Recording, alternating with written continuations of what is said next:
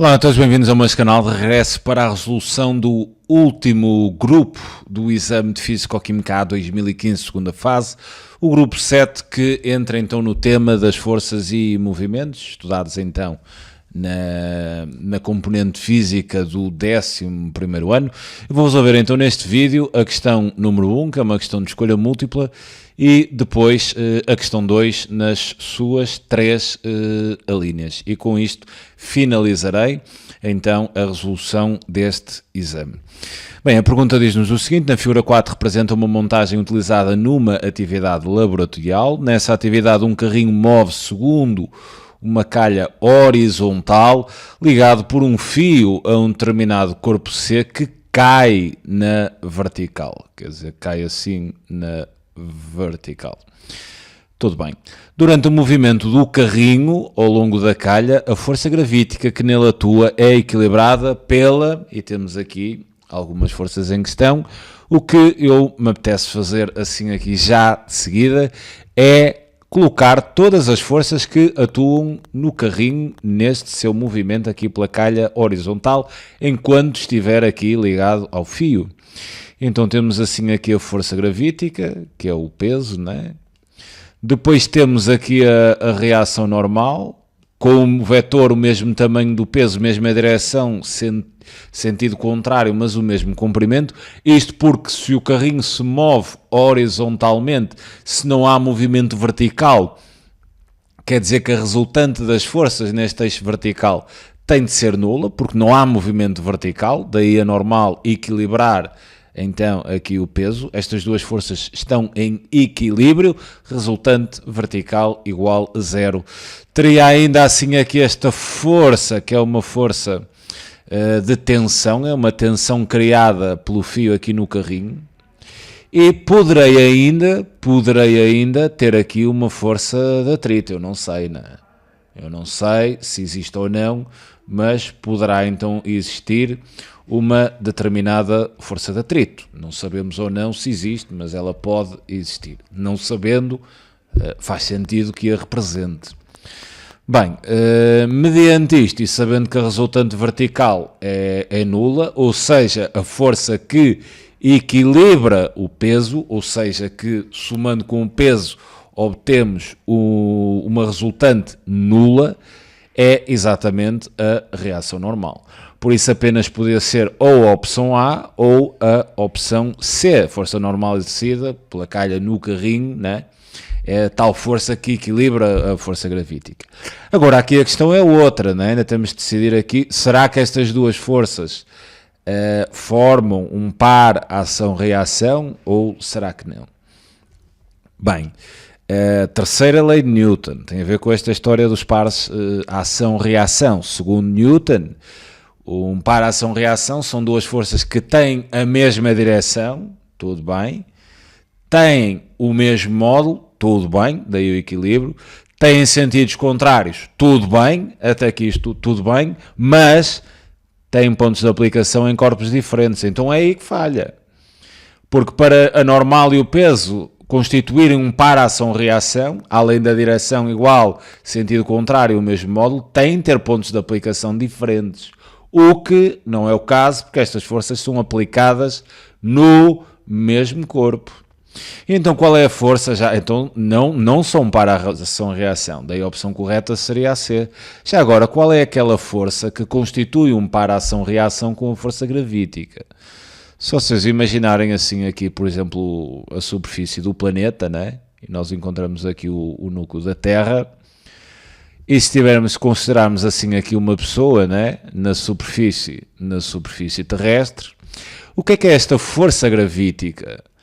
Esta força gravítica que atua ali na pessoa é a força que a Terra, isto obviamente é vetorial, é a força que a Terra causa na pessoa. Por isso, vou colocar P de uma pessoa qualquer, né? Por isso é que a pessoa é atraída, né, para a Terra devido a esta força gravítica, que é uma força exercida à distância pela Terra na pessoa. Qual é o par ação-reação? O par ação-reação desta força é exatamente aquela força que a pessoa causa no centro da Terra, que será uma força será a força que a pessoa faz em relação ao centro da Terra. E por incrível que vos pareça, estas duas forças são iguais. São exatamente iguais. Por mais estranho que isto vos possa parecer. Esta força que a Terra causa naquele objeto é exatamente igual à força que o próprio objeto causa na Terra.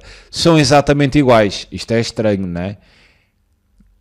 Mas, porque é que nós sentimos a ação gravitacional da Terra? Nós sentimos, né? Vocês saltam, são depois acelerados no sentido do centro da Terra, e não o contrário. Porque é que nós não sentimos a Terra a ser acelerada para nós? Estas duas forças são iguais. Mas reparem que, se pensarmos aqui nos corpos e não equacionarmos mais nenhuma força, nós teríamos aqui uma resultante, poderia ser então calculada como a massa da pessoa vezes a aceleração que a Terra causa na pessoa, e aqui aquela segunda força estaria relacionada com a massa da Terra, né? A força resultante seria a massa vezes a aceleração causada pelaquela força, que seria então a aceleração que a pessoa em causa causaria na Terra. Agora, estas duas forças são iguais, mas como a massa de uma pessoa e a massa da Terra são bastante desproporcionais, ou seja, a massa da pessoa é muito pequenina comparada com a massa do planeta, este equilíbrio entre as forças terá de ser causado pela aceleração.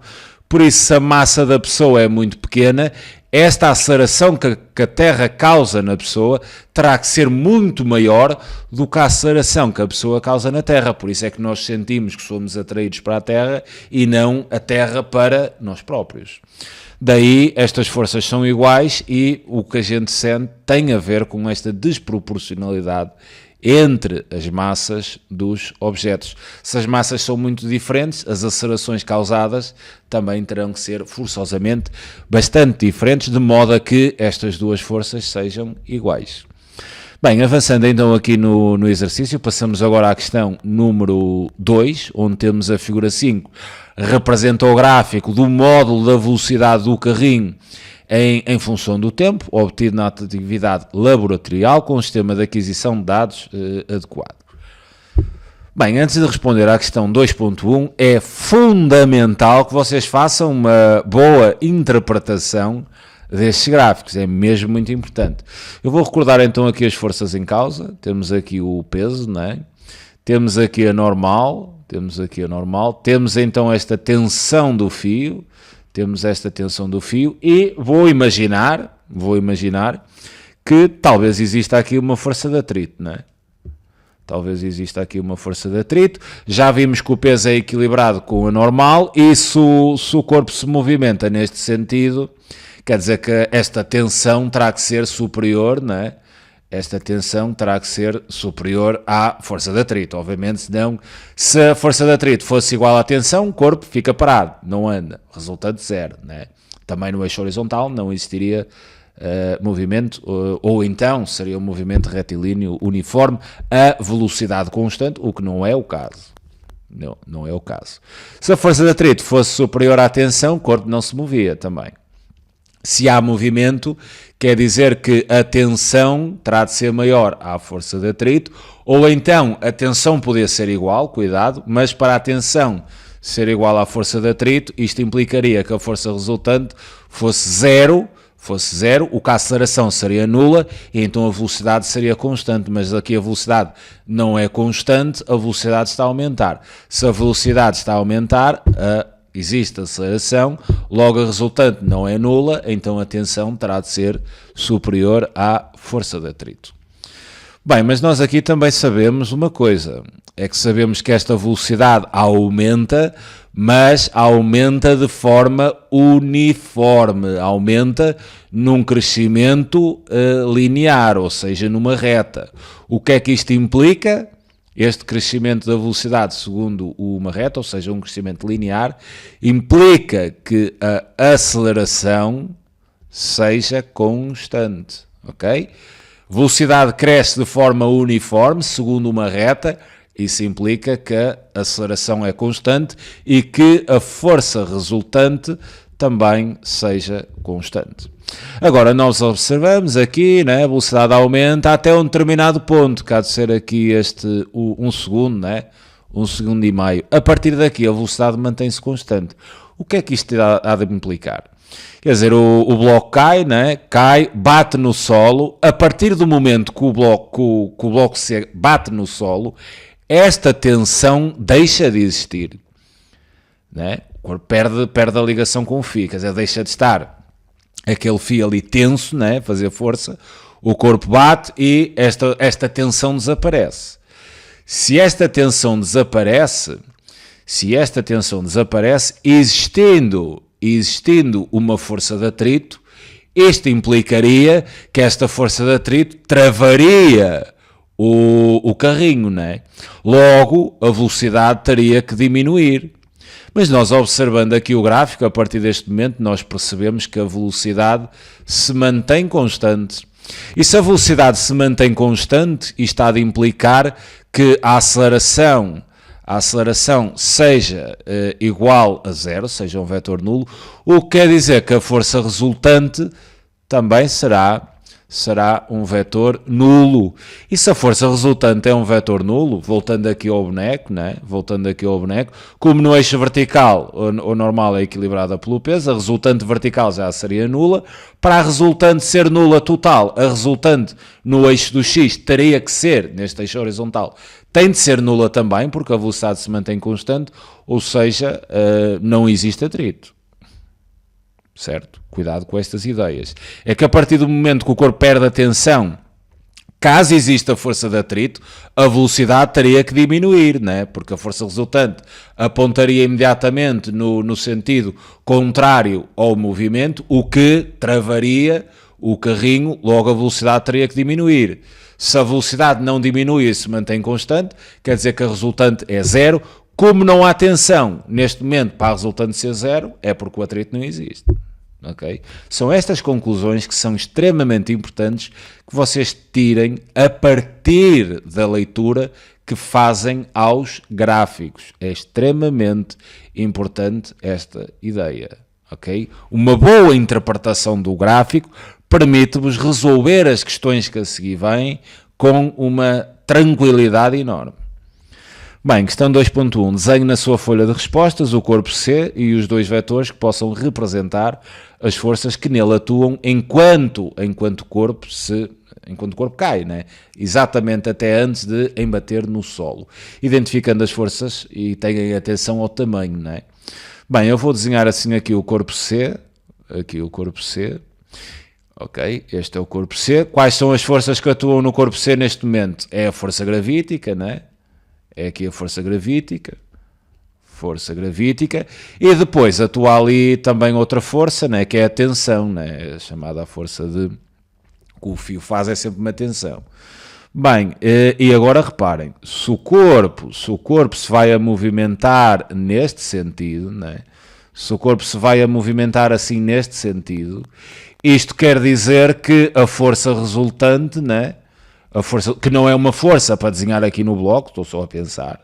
Se o corpo se movimenta neste sentido, num movimento uniformemente acelerado, quer dizer que a resultante das forças aponta para baixo. E se a força resultante aponta no sentido de cima para baixo, quer dizer que esta tensão aqui tem de ser menor do que a força gravítica. Bem, como a força resultante não é nula, isto porque estamos perante o movimento retilíneo uniformemente acelerado, ou seja, existe aceleração, então existe força resultante, e se o movimento é acelerado, essa força resultante terá que ter o sentido do movimento. Isto implica que, em termos de módulo, a força gravítica terá de ser superior à tensão, daí o comprimento do vetor força gravítica, obviamente, terá que ser superior ao comprimento da tensão, né? Isto em termos vetoriais. Bem, avançando, então, vou agora resolver a questão 2.2. Determina, então, a intensidade da resultante das forças que atuam no carrinho de massa 200,07 gramas, enquanto o fio esteve sobre a influência da tensão. Bem, nós temos aqui a força resultante, né? E nós queremos determinar essa força resultante. Nós sabemos pela segunda lei de Newton, nós sabemos então que a força resultante é exatamente o produto entre a massa e a aceleração. Se nós queremos obter a força resultante e visto que já temos o valor da massa, a resolução deste exercício vai consistir em determinar o valor da aceleração. Agora reparem no seguinte, nós sabemos que estamos num movimento retilíneo uniformemente acelerado. E é uniforme porque a velocidade cresce de forma uniforme. Se a velocidade cresce de forma uniforme, isto implica que a aceleração seja constante. E se a aceleração é constante, isto quer dizer que a aceleração média é exatamente igual ao valor da aceleração em qualquer ponto. Por isso eu posso determinar esta aceleração, sendo ela constante, considerando aqui 2 pontos no gráfico e dizendo que a aceleração há de ser igual à variação da velocidade num determinado intervalo de tempo. Para este efeito, eu vou tirar aqui 2 pontos, vou aproveitar assim os pontos que batem aqui no cruzamento das quadrículas, de forma a ser assim algo mais exato. Vou considerar assim aqui este ponto A. Aqui, vendo a graduação de 0 a 50, temos 5 divisões, então é 0,1 cada uma, 0,1, 0,2, 0,3, 0,40. Quanto aqui à velocidade medida, há de ser então 0,300, então vou tirar aqui o ponto A, terá de coordenadas 0,40 e 0,300, ou seja, aos 0,4 segundos, temos uma velocidade de 0,3 metros por segundo, e vou considerar um segundo ponto, que talvez este, né, bata assim ali nos cantos do quadrado. Terei aqui esta medida, 0,50, 0,60, 0,70, 0,80, 0,90. E quanto aqui à coordenada y, ou seja, a velocidade correspondente, teremos 0,500 metros por segundo. Vou considerar então aqui um ponto B, que terá de coordenadas 0,90 e 0,500. Mediante isto, eu vou então calcular a aceleração como a variação da velocidade em função do tempo. Ou seja, a aceleração não é nada mais do que o declive desta reta. O declive desta reta, e o declive pode-se calcular como ΔY sobre ΔX, o que neste caso, da velocidade em função do tempo, isto dá-me a aceleração média. Cuidado, média, estou a pegar em 2 pontos. Agora, como estamos perante uma reta, né, o declive da reta é sempre igual, quaisquer que sejam os 2 pontos que eu considero, estamos perante a mesma reta. Mas imaginem que isto fazia assim uma curvatura qualquer. Aqui cuidado, é que aqui é preciso ter cuidado. É que aqui a aceleração média já não é igual à aceleração em cada ponto. Como a velocidade tem crescimentos diferentes e a aceleração são os declives da reta em determinados pontos, aqui o declive é 1, aqui mais à frente, quer dizer, estes declives mudam, ou seja, a aceleração, neste caso, não seria constante, porque o crescimento da velocidade não era um crescimento uniforme. Bem, não dispersando mais do que isto, vou então fazer aqui o cálculo da aceleração. ΔV, ou seja, a aceleração seria velocidade, eu vou considerar aqui um intervalo, o intervalo de tempo, este aqui, de 0,40 a 0,90, 0,40 até 0,90, considerando então este hoje vai ser a velocidade aos 0,9, velocidade final menos a velocidade inicial ao instante 0,4 segundos, a dividir pela variação de tempo, né, que é 0,9 vezes 0, ou menos, peço desculpa, 0,4. O que quer dizer então que a aceleração, velocidade aos 0,9 segundos será 0,500, 0,500, menos a velocidade aos 0,4 segundos, o que seria 0,300 metros por segundo, a dividir por 0,5. Isto quer-me dizer então que a aceleração há de ser igual a 0,5 menos 0,3 dá 0,2, dividir por metade é a mesma coisa que multiplicar por 2, ou seja, vamos obter 0,4 metros por segundo quadrado. O que quer dizer então que esta força resultante, a intensidade da resultante das forças que atuam no carrinho, será exatamente igual à massa, que é 200,07, vezes o valor da aceleração, que é 0,4 metros por segundo ao quadrado, ou seja, a resultante das forças, e, efetuando os cálculos, há de dar 0,08 newtons, e teríamos assim a questão 2.2 resolvida. Passemos então à última questão do exame.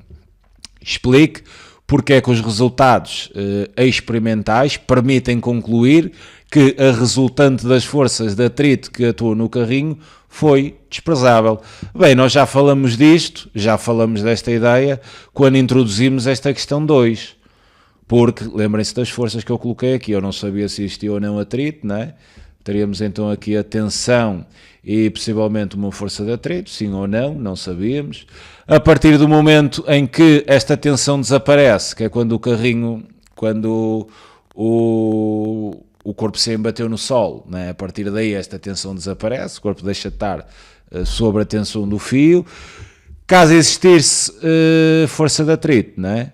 Considerando, permite concluir que a resultante das forças de atrito, né, foi desprezável.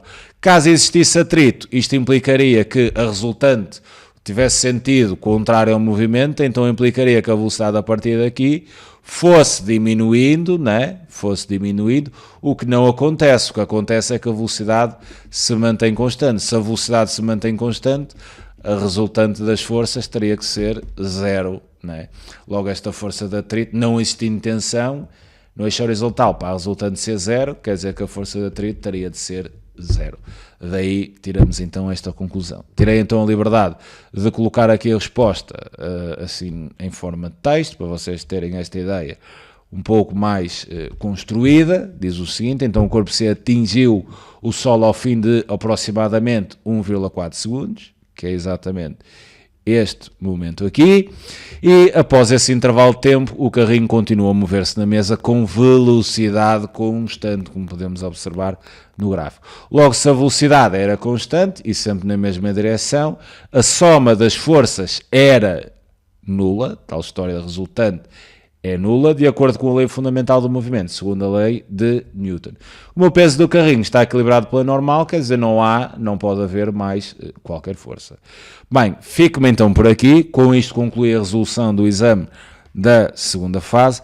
Resta-me então desejar-vos muita boa sorte na resolução do exame que vos irá aparecer na sexta-feira, para quem se encontra a ver o vídeo durante esta semana. Desde já um grande abraço e muita força, e que estejam num dia de grande inspiração. Um abraço.